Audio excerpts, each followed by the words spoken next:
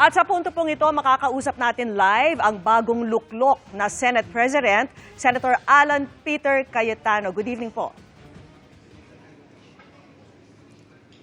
Good evening, Vicky, sa lahat po na nanonood ng GMA7. Magandang gabi po sa inyong lahat. Alright po. Ang sabi po ni dating Senador Antonio Trillanes IV, obstruction of justice ang paglalagay sa protective custody ng Senado kay Senador Bato de la Rosa dahil meron daw pong warrant of arrest para sa kanya mula sa International Criminal Court. Ano po ba ang tugon nyo rito? Ma'am, unang-una, napakaraming problema ng Pilipinas sa presyo ng bilihin, dun po sa oil crisis. May political crisis din po tayo, nangyayari din po yung impeachment. Bakit naman po tuwing magbubutuhan sa Senado, biglang lumalabas na kailangan hulihin si Senator Bato? So today po, immorally, illegally, lahat po na violation ay ginawa nila, nakipaghabulan sila sa loob ng Senado. May proseso po ang pag-serve ng warrant. They have to coordinate with the Senate President, and then may legal remedies po ang isang senador katulad ng kahit sinong Juan de la Cruz na pwede pumuntang korte. So actually po si Senator Trillanes mismo ay nagtago din po sa protection, nagpasailalim sa protection ng Senado bago sumuko. So ang gusto po kasi nila is a witch hunt na ayan si Senador Bato, eto warrant, na hindi naman nila pinapakita, tapos bigla nilang huhulihin. Tapos may maraming mga agents ng dito sa loob ng Senado.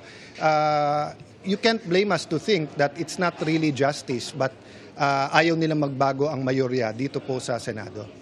Pero Mr. Senator, sa saligang batas nakasaad na hindi maaring arestuhin ang isang mambabatas habang nakasesyon po ang Kongreso. Pero para po sa mga offenses na may parusang hindi higit sa 6 na taong pagkakakulong. Ano po ba ang application nito sa kaso po ni Senador de la Rosa? Yes. So we have Senate Resolution 44 na nagsasabi na kapag ka ito ay foreign warrant, kailangan dumaan pa rin to sa local court. Tapos yung local court ang mag-i-issue ng warrant of arrest, and sasiguruduhin lang natin na may due process.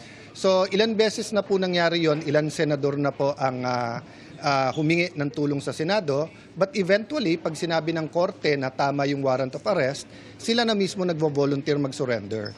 At sabi na sa akin ni Senator Bato, for as long as it's a Philippine court, and in order lahat ng legal remedy ay pwede sa kanya. Ang problema nga, in what capacity ba si Senator Trillanes? Bigla na lang magpapakita dito, may warrant. Is he with the Interpol? Is he with the ICC? Police ba siya? So hindi naman pwede po na biglang dadating dito tapos makikipaghabulan sa isang senador, we're in session at papunta sa session hall. Even assuming may valid warrant of arrest, you still coordinate at papayagan mo pa rin pumasok sa session hall pagkatapos mahinahon na makikipag-usap. In that case po, may aksyon po bang gagawin ang Senado laban sa NBI o anumang ahensya ng gobyerno dahil nga sa nangyari kanina kay Senador de la Rosa? Well, we want to lower the temperature but at the same time protect the integrity of the Senate. So willing ako makipag-usap sa kahit sinong opisyalis ng NBI, pero in-identify muna namin yung nakipaghabulan kay Senator Trillanes because we're holding them in contempt. So we are going to detain them until makapagpaliwanag or ma-purge nila sarili nila ng contempt. Kasi kung sa House of Representatives man or sa dito Senado, yung nga lang medyo bastos ka sa committee level ay hinuhold ka na in contempt, ano pa kaya yung pigilan mo yung isang senador na umabot sa session hall? Opo. Doon naman ho kay dating Senador Trillanes, meron ba kayong gagawing hakbang? Well, kasi pag hindi naman siya direct contempt, we will allow the investigation to go through. He's a former senator. He's always welcome here in the Senate. We can have different political views but discuss.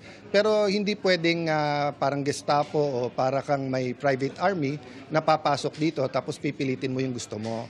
Yung lockdown na ginawa namin was in response na caught in the act o flagrante delicto yung ginawang pag-assault kay or attempted na pag-assault kay Senator Bato. So let me make it clear yung contempt order, immediate yon.